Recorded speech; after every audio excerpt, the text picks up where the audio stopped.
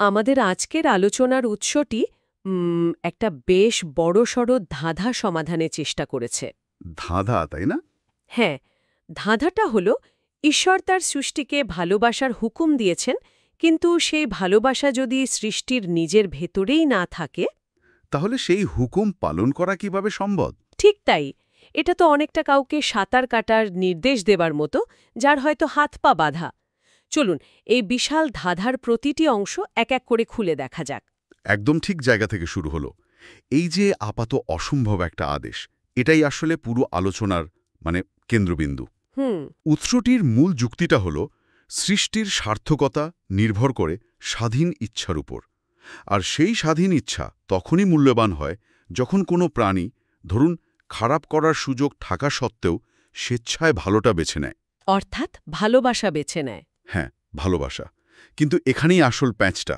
কিরকম? প্যাঁচটা হলো উৎসটি বলছে সৃষ্টিজীবের নিজের মধ্যে সেই ঐশ্বরিক ভালোবাসা তৈরি করার ক্ষমতা নেই। সে জানে ভালোবাসতে হবে, কিন্তু কিভাবে বাসবে সেই সফটওয়্যারটাই তার মধ্যে দেয়া হয়নি আর কি। তাহলে ঈশ্বরকে বাইরে থেকে সেই ভালোবাসা যোগান দিতে হয়? ঠিক। এখানেই কিন্তু লেখাটার প্রথম চমকপ্রদ দাবিটা সামনে আসে।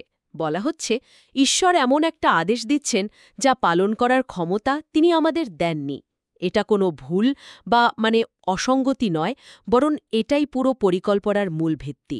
বিষয়টা বেশ অদ্ভুত, তাই না? অদ্ভুত তো বটই। আর এখানেই ক্রুশের ধারণাটি প্রবেশ করে। উৎসটি ক্রুশকে শুধু একটি ঐতিহাসিক ঘটনা হিসেবে দেখছে না। তাহলে কি হিসেবে দেখছে? এটাকে একটা মাধ্যম বা ধরুন একটা চ্যানেল হিসেবে ব্যাখ্যা করছে। আচ্ছা, ভালোবাসার চ্যানেল, এ কথাটা একটু সহজ করে বললে কেমন শোনায়? ক্রুশের ঘটনাটা দেখে বা জেনে একজন মানুষের মধ্যে ঠিক কিভাবে ভালোবাসা তৈরি হয়? এটা কি কোনো মানসিক প্রক্রিয়া? মানসিক এবং আধ্যাত্মিক দুটোই। উৎসটির ব্যাখ্যা অনুযায়ী ক্রুশের ঘটনাটি হল ঈশ্বরের ভালোবাসার চূড়ান্ত প্রমাণ। যখন একজন ব্যক্তি উপলব্ধি করে যে তার পাপের জন্য স্বয়ং ঈশ্বর সৃষ্ট জীবের রূপ ধরে চরম কষ্টভোগ করেছেন, তখন তার মধ্যে একটা গভীর পরিবর্তন আসে। কি ধরনের পরিবর্তন? প্রথমত, সে নিজের পাপের ভয়াবহতা বুঝতে পারে এবং তাকে ঘৃণা করতে শুরু করে। আর দ্বিতীয়ত, সে অনুতপ্ত হয় এবং ঈশ্বরের ক্ষমা অনুভব করে। আর এই ক্ষমা পাওয়ার পরই? হ্যাঁ, এই ক্ষমা পাওয়ার পরই পবিত্র আত্মা তার হৃদয়ে ঈশ্বরের ভালোবাসা স্থাপন করে দেয়। তার মানে এটার পাথরের ফলে লেখা কোনো শুকনো আইন থাকছে না? একদম না, বরং হৃদয়ের মধ্যে লেখা একটা জীবন্ত অনুভূতি হয়ে উঠছে। এটাই তাহলে নতুন নিয়ম? একদম, এটাই উৎসটিতে বলার নতুন নিয়ম। আইনটা বাইরে থেকে চাপিয়ে দেওয়া হচ্ছে না, ভেতর থেকে চালিত করছে। ভালোবাসাটা তখন আর কোনো দায়িত্ব থাকে না, স্বভাবে পরিণত হয়। আর তখনই স্বাধীন ইচ্ছার আসল পরীক্ষা শুরু হয়। ঠিক। অন্যের ক্ষতি করার ক্ষমতা থাকা সত্ত্বেও সে আর তা করে না, কারণ তার ভেতরটা ভালোবাসা দিয়ে পূর্ণ। এই ধারণাটা বেশ র্যাডিক্যাল। ঈশ্বর নিজেই সৃষ্ট জীব হয়ে পৃথিবীতে এলেন। উৎসাতীর মতে এর পেছনের যুক্তিটা কি? এটা কি এক ধরনের ঐশ্বরিক ঝুঁকি ছিল না? অবশ্যই ঝুঁকি ছিল, কিন্তু লেখক এখানে একটা দিলচাস্প যুক্তি দিয়েছেন। কি সেটা?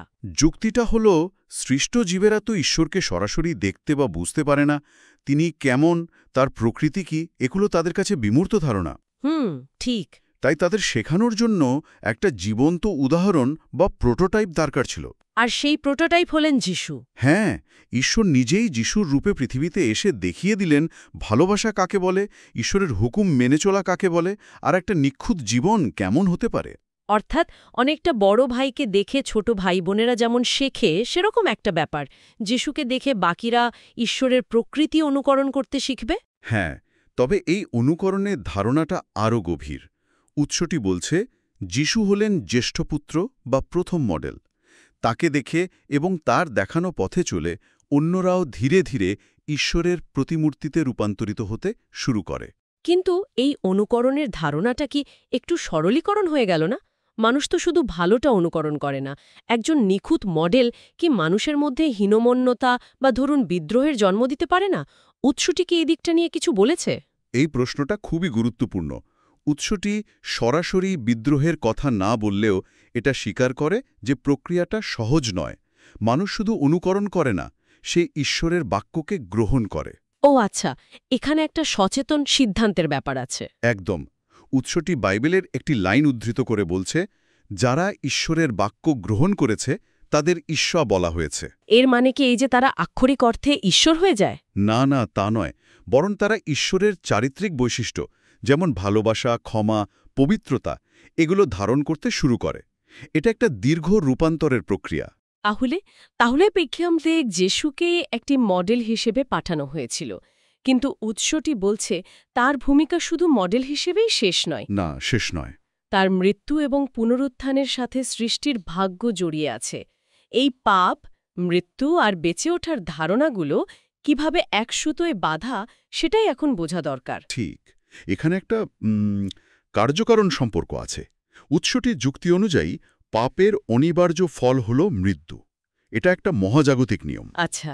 সুতরাং যদি কেউ মৃত্যুকে জয় করতে পারে, তাহলে মন্তিকীয়ভাবে সে পাপকেও জয় করেছে। তার মানে যিশুর পুনরুত্থান বা বেঁচে ওঠাটা নিছক কোনো অলৌকিক ঘটনা নয়? না, এটা একটা প্রমাণ। কিসের প্রমাণ? এটা প্রমাণ করে যে প্রথমত তিনি সম্পূর্ণ নিষ্পাপ ছিলেন, আর দ্বিতীয়ত এবং সবচেয়ে গুরুত্বপূর্ণ হল এটা প্রমাণ করে যে ঈশ্বরের দেওয়া আদেশগুলো, যেগুলো পালন করা অসম্ভব মনে হচ্ছিল, হ্যাঁ, সেই আদেশগুলো আসলে পালন করা সম্ভব। যিশু একজন মানুষ হিসেবে সেটা করে দেখিয়েছেন। আর এই ঘটনাটা শয়তানের সেই পুরনো দাবিকে মিথ্যা প্রমাণ করে। একদম, যে দাবি করেছিল ঈশ্বরের আইন মেনে চলা কোনো রক্ত মাংসের মানুষের পক্ষে সম্ভব নয়। তাহলে এই পুনরুত্থান কি শুধু যিশুর ক্ষেত্রেই সীমাবদ্ধ? যদি তাই হয় তবে এটা তো একটা ব্যতিক্রমী ঘটনা হয়েই থেকে যায়। এটা কিভাবে অন্যদের জন্য প্রযোজ্য হবে? এখানেই আসছে প্রথম ফলের ধারণাটি। উৎসটি বলছে যিশু হলেন সেই প্রথম ফল। প্রথম ফল? হ্যাঁ, এই প্রথম ফল শব্দটা অনেকটা এরকম, ধরুন একটা নতুন জাতের আম গাছ লাগানো হলো। প্রথম যে নিখুঁত মিষ্টি আমটা সেই গাছে ধরল, সেটাই প্রমাণ করে যে এই গাছটা ভালো ফল দিতে সক্ষম। এবং ভবিষ্যতে আরও অনেক এরকম ফল পাওয়া যাবে। ঠিক তাই, যিশুর পুনরুত্থানকে উৎসটিতে ঠিক সেই প্রথম নিখুঁত ফলের মতো করে দেখানো হয়েছে। এটা একটা প্রমাণ এবং একটা প্রতিশ্রুতি। প্রতিশ্রুতি যে তার মতো আরও ফল ফলবে।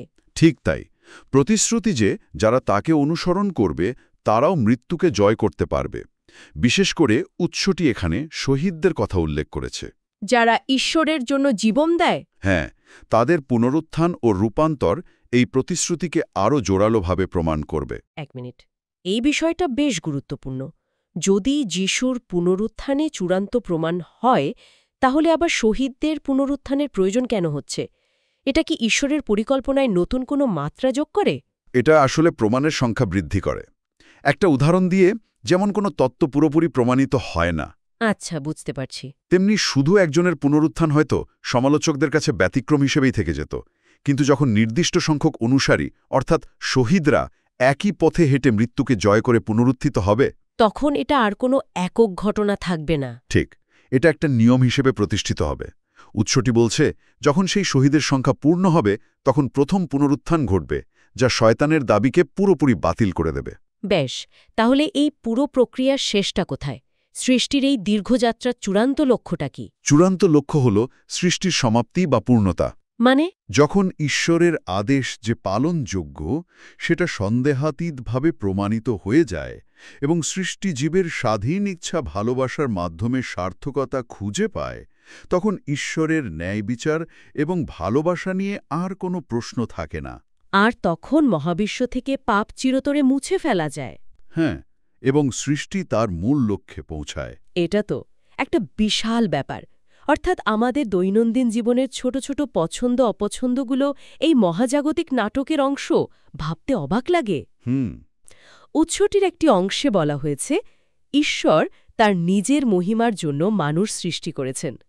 এর মানে কি এই যে মানুষ যখন ঈশ্বরের আদেশ পালন করে এবং ভালোবাসার ফল উৎপন্ন করে, তখনই ঈশ্বরের মহিমা প্রকাশিত হয়? একদম। ভাবুন একবার, একটা মাটির পাত্রে যদি মহামূল্যবান হীরা রাখা হয়, তখন পাত্রটির নিজের কোনো কৃতিত্ব থাকে না, তাই না?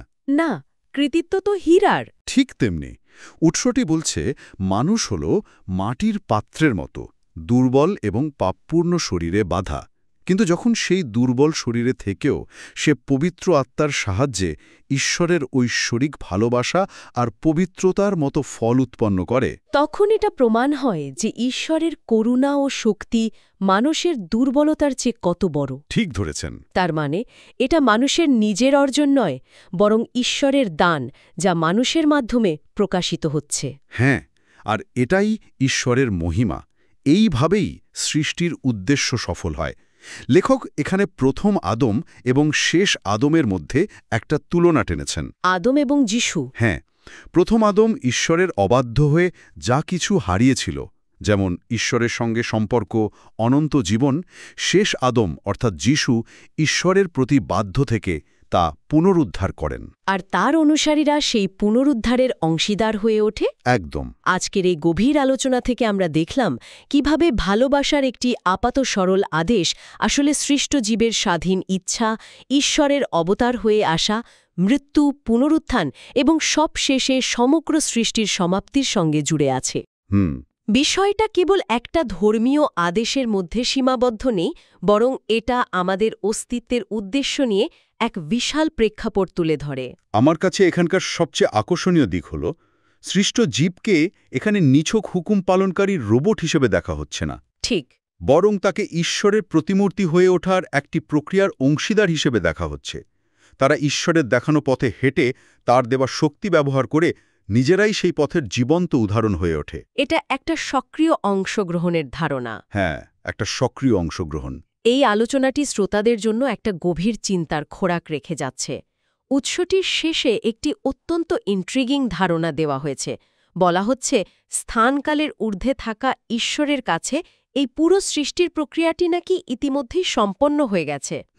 এটা একটা গভীর ভাবনা। কিন্তু আমরা যারা স্থানকালের ভেতরে আছি, তারা সেই সমাপ্তির প্রক্রিয়ায় অংশগ্রহণ করছি মাত্র। এর মানে কি? আমাদের এই সীমিত জীবনের ছোট ছোট পছন্দগুলো কিভাবে এক অনন্তকালীন পরিকল্পনার অংশ হতে পারে, যা হয়তো অন্য কোনো দৃষ্টিকোণ থেকে ইতোমধ্যেই সম্পূর্ণ এবং নিখুঁত।